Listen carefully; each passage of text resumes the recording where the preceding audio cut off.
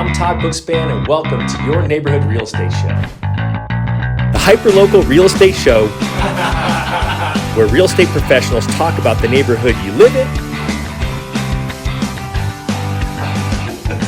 or the neighborhood you want to live in.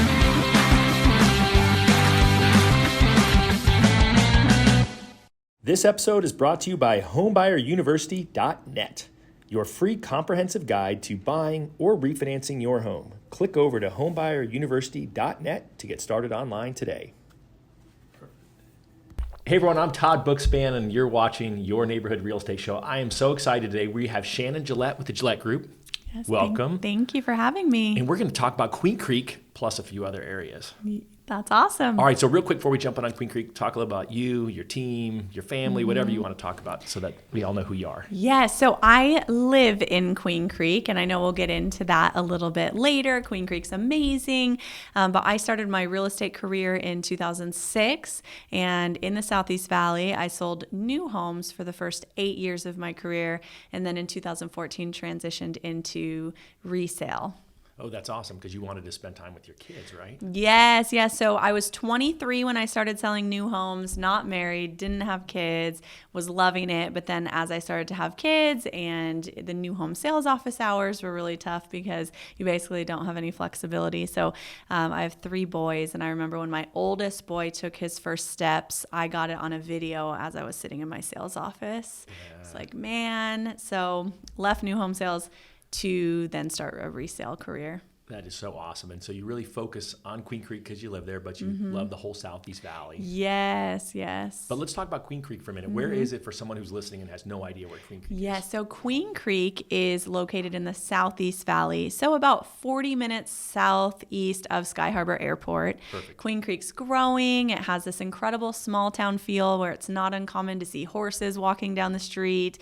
There's a main street with parades and activities, and the town just does this amazing job at keeping that small town feel, but yet you still have all of the conveniences of a large city, and freeway access is not too far away too. So Queen Creek is booming. I read an article recently that said when you include new builds, because there's a lot of building going on in Queen Creek is selling and closing more homes than any other town or city in Arizona. Which is awesome because we're selling a lot of houses in Arizona right now. Yes. So a lot of people are going to Queen Creek. Another benefit, if you're looking for a home, I always say, especially because so many people are moving here from out of state. So when you look at Phoenix, the further you go out, you're going to get more home for your money. Yeah. So Queen Creek is considered a little further out than Chandler or Gilbert, but you're going, say you're spending $400,000, you're going to get much more home for your money. And also you'll find newer homes in Queen Creek. So energy efficiency is really important to a lot of people. So the newer home that you get is going to have all of those great energy efficient features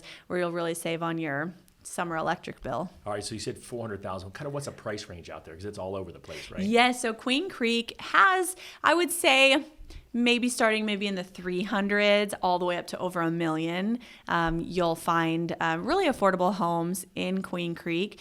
Queen Creek borders Santan Valley. So if you go just a little bit further outside of Queen Creek, you'll enter Santan Valley. That's where a lot of the first-time buyers are buying right now. Buyers that are trying to stay in that 200 range because that's so hard to find. You can find that in Santan Valley. And the freeway is extending out to Santan Valley, the 24, which kind of breaks off of the 202, and in the next 2 years there'll be an exit all the way on Ironwood. Wow. So once that happens, even more people will start moving out there. So as far as your real estate investment goes, I don't think you could go wrong anywhere in the Southeast Valley right now. All right, so talk about fun things. You said horses and parades. What else do you love about Queen Creek? Yeah, so I just love going, to the town center where you can find restaurants and shopping. And I feel like I always run into somebody I know because it has that great small town feel. My husband and I are very involved in the town. My husband's actually on the zoning and planning committee. So he votes in all of the fun things coming into the town. So I get kind of the I'm one of the first to know of what's coming into the town, which is really, it's really great for me to have that information, especially for my clients that are moving from out of state, so they can stay up to date on what's coming to Queen Creek. So I love, my family's favorite places are Schnepp Farms and the Olive Mill. Yes. They love going out there and getting olive oil, eating food, and then we go pick fruit, and we go to the pumpkin patch every year and ride rides. Yes. So Queen Creek is definitely known for family-friendly farms where you can go and ride a roller coaster, go to a petting zoo, restaurants, and all of that. So it's awesome. There's lots of open spaces and so much to do. So inventory in the valley has been really tight. So for buyers who are coming in, are they having inventory challenges out in Queen Creek as well as some of the other communities that we're seeing? Yes, definitely. So inventory is at a record low right now. You look at 2005 when inventory was really low, but less people lived in Arizona back then. Now we have over 220 people moving here every single day, right? Is that a crazy statistic? It's insane. I heard 222. Yes. My last 5 listings sold to buyers moving from California because obviously a lot of businesses are moving here. A lot of businesses are coming to the Southeast Valley, so it's growing. What's not to love about Arizona? Well, that's it. So if inventory's tight, obviously new homes is an option. How are you counseling people who are coming in who are buying resale who might be in a bidding war? What's that look like? Yes. So in this market, it's more important than ever to have an experienced realtor, especially as a buyer. So there are over 55,000 licensed realtors in the state of Arizona. That's a crazy number. Yes. So a lot of people think, it would be fun to get my real estate license and sell a few homes a year.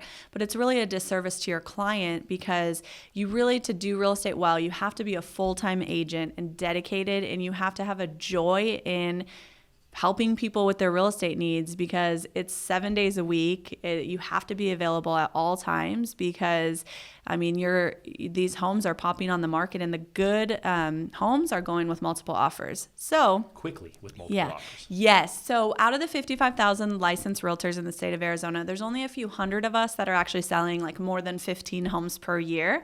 And in the Southeast Valley, the agents that do the high dollar volume, high production, we kind of all know each other. So for example, if I have a listing with multiple offers, the realtor representing the buyer makes a big difference. If it's a realtor that we know has experience, we're probably going to be siding with that offer because some of these offers come in and maybe the realtor hasn't sold many homes in their career and the offers, has mistakes on it and maybe there's no pre-qual and all of that. It's risky. So who you work with matters. Having an agent like myself, we pride ourselves in our response time. My average response time is 5 minutes. So if my client, if my client texts me, usually I'll respond within 5 minutes if I'm not in a meeting or something. Right. I have a funny story. So I have 3 boys. They're 4, 7, and 9. And I was at the mother-son kickball game, standing in the outfield for my son. Awesome. Yes, but I'm also a realtor and I really care about my clients. And I had these clients that were desperately seeking a home in the Seville neighborhood in Gilbert on a large lot. I'm standing in the outfield. I get a ding on my phone and they say, Shannon, our dream home just came on the market. And we know this home's going to go fast with multiple offers. I unfortunately had to leave the kickball game. My son understood. All-star left the game. Yeah. So I went, we were the first showing, and then we were one of the first offers. And I really like to have my clients' offers stand apart from the rest because you could be up against 5 or 10 other offers. So if you're just sending in an offer and hoping that for the best, that's not going to really help. So especially on the owner-occupied homes, people really love their home and they want it to go to somebody that loves it as much as them. Which is so great. Yes, so I worked with my clients to write a letter to the sellers, including their family picture and everything, and just explaining how much they love their home. We were one of the first showings, one of the first offers. Our offer wasn't even the highest offer, but the sellers called and they said, you know what, we love that letter so much and we love how on top of things you were. We are going with your offer. So they got their dream home. This weekend, my client had his 40th birthday party with all of their friends and family, and it was so cool to be able to go back to the home, and they couldn't have hosted a party like that at their other home because it didn't have the land and the space. So long story short, it's just proof of why having an agent that knows what they're doing matters in this market. It is so important because we're seeing that just on the negotiation side, right? From the lending perspective, when we're working with an agent like you who's so experienced, it makes it a whole lot easier, and the client experience is that much better. And I think the challenge people have is they have friends and family who, you just said it, they watched a lot of HGTV. They said, that was awesome. I'm going to do that too. Like, give me a good script for someone on how not to use their friend to use you instead. So the average person, last I heard, knows 8 realtors. So that's one of the biggest things kind of I'm up against when I come into maybe a listing presentation to meet with sellers. They'll look at me with a concerned look on their face and say, Shannon, my best friend's a realtor, but we know that this is our largest investment, and we love her as a person, but she's only sold 2 homes, and we're dealing with hundreds of thousands of dollars, your biggest investment. Not only the investment side of things, but it's your home. This is where you raise your family. You don't want to end up being homeless or missing out on your dream home and all of that. So I would really tell somebody that's maybe thinking that their friend is their realtor, or their Aunt Sally has their real estate license. Oh, Aunt Sally too. That's yes. Or your coworker who works at an office job 5 days a week, but has their license and they do real estate at night or something like that. I'm sure they all mean really well, and they're probably great people, but you have to put your relationship with them aside and say, who is the best for this job? Who's going to market my home the best? Who's going to be available to show me homes on a few minutes notice and be able to help my offer stand apart? And also, who's able to run comps and the analysis and ensure that you're not overpaying for the home, because prices are going up like crazy right now. I know, that's a good thing, right? Yeah. A little bit tough. I do think you hit the nail on the head, though. It comes down to, oftentimes people on the other side, the agent knows what offer's good, who's done their job, and how to determine that. So are your clients surprised when you're getting offers and you're like, hey, I know this agent, I know this agent? It seems like it'd give you a leg up. Yeah, no, I think it's awesome. It's so great being in the Southeast Valley, and all of the realtors, we all have such good relationships. I think a good realtor knows to never burn any bridges with other realtors, because there will be one day when you will have an offer in on my listing, or I'll have an offer on your listing, and we all need to be supportive and nice to each other and like each other's posts on Instagram and all of that, because there's enough real estate for everybody. It's not an industry where you should be making enemies with other realtors. Well, I always think it's got to be win-win, right? Win for the seller, win for the buyer, win for both agents. If everyone can make it work, if they all get along. Yes, definitely. And I completely believe in the power of being nice. So right now we're seeing home sell for record-breaking prices with multiple offers. So then, the power of being nice. So then there's a lot that goes into, let's go back to listing a home. You then need that home to appraise. So even just being nice and kind to the appraiser, and I provide the appraiser with a whole packet of information of the best comps and the upgrades and all of that, and taking that, going above and beyond, I've been seeing homes appraised that I never thought would. And I think it's going back to just, taking that extra step. Well, and I think that's really key. So you already said that as a listing agent, you definitely get more money than Aunt Sally and their coworker. Like, what's that look like for you? What are the things that the Gillette team provides to someone who's looking to sell? Yes. So we love listing homes because we love marketing. So what I found that a lot of realtors, they mean well, but what they're doing to market their listing is putting a sign in the yard, taking some professional photos, which is awesome, and putting the home in the MLS and waiting for the buyer to find the listing. But with so many people moving here from out of state, the reality is a lot of people, they're not actively looking on MLS every single day. If you've ever looked for a home and you have specific needs, it can become your own full-time job of looking online, looking through all the listings, narrowing down your search. And sometimes people take breaks from looking. Maybe they're renting right now and their lease isn't up for a while, so they're not actively looking. Maybe it's a buyer moving from California and they've never heard of Queen Creek or Gilbert. They've only heard of Scottsdale. So what we do is we target market our listings. So the average listing just thrown up into the MLS is seen by a few hundred people. What we do is we produce a professional video commercial of every home we list, whether it's a $90,000 lot for sale in Santan Valley or a $2.6 million home in Chandler. We produce a commercial that's professional and high quality, and we take that and we target market it on all social media platforms. And are you familiar with how internet cookies work? I am, but let's explain to the group. Yes, so everything we do online is tracked unless you're deleting your internet history every day, which nobody does. You're selling your data. Yes. So say you go, you want to go to San Diego for the weekend and you type in Hilton.com and you're looking up San Diego hotels. And then you get distracted, you click off, and now you go on Instagram to go see what your friends are doing. What happens? You start to see Hilton ads and San Diego ads and all of these different things. I was looking for a mattress once, and I'm still getting mattress ads everywhere. So it's the power of targeted marketing and internet cookies and pixels and all of that, which we use to sell our listings for record-breaking prices. So we're able to take that 60-second video and get it in front of thousands and thousands of buyers. So our listings are getting 75% more showings than the average listing. The average days on market right now is about 45 days in my area. Our listing average days on market is 22 days. And less than half.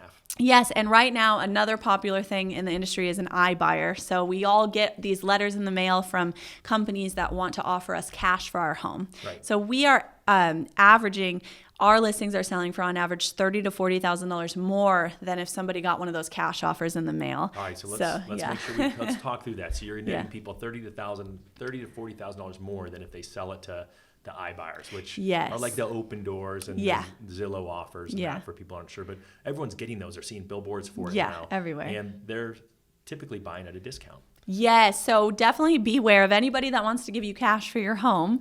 You're really not saving much because you still have 6 to 10% in fees that you're paying that iBuyer. And they, of course, want to get your home for a really good deal because they're going to turn around and put it back on the market and sell it for more. So in this market, there should be no reason why you can't put it on the market with a realtor and still sell it for top dollar and maybe net $30,000 to $40,000 more. And so if someone's like, hey, I got a great offer, can they? Is that a person who should call you and say, hey, what could you do for me? Yeah, so I would recommend if you've gotten that offer from the cash buyer, definitely meet with a realtor, an experienced realtor, to kind of weigh your options. I mean, there are some times when that might be a good option for you to take that cash offer. It's very rare, but definitely meet with a realtor. It's like seek counsel, right? Yes. I mean, you're all about education. So I know you talked about Instagram and putting your videos on there. You guys do a lot of educational videos on Instagram as well? Yeah, so I love Instagram. I love all the social media platforms. And I've actually gotten so many clients just off of Instagram that follow me, and maybe they're thinking of selling or buying, and they reach out to me on there. So where can they find you on Instagram? So Instagram, my handle is at Shannon_Gillette. At Shannon_Gillette. And you're the GilletteGroupAZ.com. Yes. All right, where else are we going to find all this great stuff on you? So, I mean, we've started with our video, the 60-second video commercial. It's called The Home of the Day. So you can visit my YouTube channel, or our best place is probably Instagram or Facebook because we're uploading everything on there too. So, yeah. And so, I think people are watching this saying, this is awesome. So if I'm going to look in Gilbert, Santan, Queen Creek, I'm calling Shannon. What about people who are looking in other parts of the valley? Yes. So what I love is I really like to focus on my part of town. I grew up in Chandler. I lived in Gilbert. I now live in Queen Creek. I feel like I should be selling homes where I know the grocery stores, I know the schools, I know the best restaurants, I know the neighborhoods, I know what neighborhoods have community pools and all of that. So I really like to stay in my Southeast Valley bubble, anywhere from Florence to Ahwatukee. And everywhere in between. I feel like I'd be doing a disservice to someone going out to Buckeye or Surprise and selling them a home there. But if somebody's looking in those areas, I definitely have great connections and I can set them up with someone. Well, I think that's the key, right? So you'll say, hey, that's not my cup of tea, and then you'll find someone, someone already who's great in those areas. Yeah, definitely. Because I think that's a challenge, right? Oftentimes people are like, I like you, I'll help you. And then, again, just like an inexperienced realtor, then you become the inexperienced realtor over there. Yeah, I don't think it's fair to the client for me to be selling them a home in Surprise and they ask me, well, how are the schools in this neighborhood? Well, I know everything in the Southeast Valley, but not as much in the West Valley. All right, so we covered Queen Creek, we covered you, your team, we covered buyers, sellers. What else should we talk about before we kick you off and let you go sell some more houses? I know you got kids. I know you got kickball. Oh, yes. So I definitely stay busy with the kids. Also, all of our team members were very involved in the community. That's like one of the first questions we ask if we ever bring anyone on the Gillette Group is, what are you doing to support our communities that we are selling real estate in? And so my husband and I, a few years ago, we started our own nonprofit called Purpose Movement. Oh, awesome. In the month of December, we fed over 6,000 people experiencing homelessness. We do random acts of kindness. So you can follow our nonprofit Purpose Movement on Instagram as well. So I really feel like if you're hiring a realtor, whether you're bringing someone on your team or you're an actual consumer looking to hire a realtor to buy or sell a home, one of your first questions you should ask is, how are you involved in the community? And if they're not doing any type of outreach or volunteering their time, I think that says a lot about the person, because we should have a genuine care for people in the real estate industry, because we're helping people with the biggest purchase of their life, the home that they're raising their family in, and all of that. So I really love my clients. We consider all of our clients like family. We have so many different client appreciation events, and you have to love people to do well in this business, I think, or else you'll get burnt out really fast. Well, I think that's the key. So that's a great question about involvement. Someone else who's talking to a real estate agent that they magically found on the internet, what other questions could they ask them to make sure that they're an expert in the area they're looking? Yeah, so that's a great question. I mean, first asking, how are you involved in the community, and not just writing checks to organizations? How are you actually serving your time? I personally am in probably volunteering a minimum of 7 to 10 hours a month of my time volunteering. I'm really involved at my church. I help run our moms group at church Sunday nights. Every single Sunday night, I'm volunteering with our high school ministry. I have a group of sophomore girls that I mentor. And it really helps me reset, because in real estate, it's 7 days a week. You're always on call. You always have to be available. So to be able to put that aside and just really give back to the community, then I come out more refreshed, and I know that I'm giving back too. So that's a question. And then really their area, do they live in the area? Are they from that area? And then what are they doing that's different than any other realtor out there? Because especially if you're selling your home, what are they doing to market your home? If they're just throwing it up in the MLS and waiting for people to find it, wouldn't you rather have a nice commercial out there that's seen by thousands of people? Well, and that doesn't cost them any extra, right? It's just part of the service that you provide. Yeah. So many things out there. Every product's marketed to us. I just couldn't believe, when I was selling new homes for 8 years, I could just sell the new homes, and I would just watch realtors list homes from afar, and I'm like, why aren't you like marketing this anywhere? When you can get your home on the right social media platforms with targeted marketing, it's like putting your home on a billboard on the busiest street in town. Everyone's going to see it, and we've really mastered that. So we're seeing our listings sell for record-breaking prices. So it's amazing, and it really makes me feel happy for my clients. Just yesterday, I sold a home $40,000 more than the last comp, the same floor plan, similar upgrades, because we had the multiple offers and just more people knew the home was for sale. Well, I think that's the key, right? More people knew it was for sale, because I think it's some people would make the excuse of, well, you're going to put on MLS and it's going to sell. And we know bad pictures aren't going to sell it. We know good pictures will. We know your commercial is going to sell it. But the whole idea that there's more people coming in, that's what's going to bid up the price. Yes. I mean, it's of any product you're trying to sell, whether you're selling a T-shirt or soda or anything. The more people that know it's for sale, the more you're going to sell of it, and the faster it'll sell. So marketing is so important, but it's easy to kind of take that shortcut and just throw it up on the MLS, because ultimately it will sell. But what type of selling terms is it going to sell for? And I have one last really cool story just about the power of our video marketing on our listings. So we listed a home on a Thursday. We launched all of our ads to like everybody in the area, and we had an open house. And I was sitting in the open house, and this family walked in. They had just relocated. They were renting an apartment nearby. They weren't actively looking for a home because they were in this 6-month lease. And I always ask everybody when they come to the open house, how'd you hear about this home? Because I want to see that our marketing's working. And they go, we were on Facebook and we saw your home of the day video. They looked at the home. They came downstairs. They're like, we love it. We want to buy it. What do we do? So we sat at the dining room table, wrote up their offer. They closed on the home 3 weeks later, and they ended up breaking their lease. There are people out there that aren't actively looking for homes on the MLS. Well, and that's just such a great story that here they were not ready, and Yeah. And you made them ready. Yeah. I mean, it's kind of like if you've ever walked into a car dealership just for fun, like I'm not buying a car, and then all of a sudden you buy a car. I don't know if that's ever happened to you. It's happened to me. Thankfully that hasn't happened. Okay. But there's lots of things I bought off the internet that I wasn't planning on buying. Yes, similar definitely. mattress story, all that kind of stuff. So, yeah, for sure.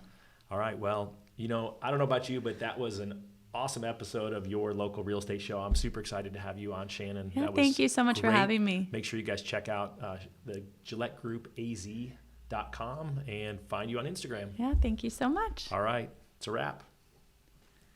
This episode is brought to you by homebuyeruniversity.net, your free comprehensive guide to buying or refinancing your home. Click over to homebuyeruniversity.net to get started online today.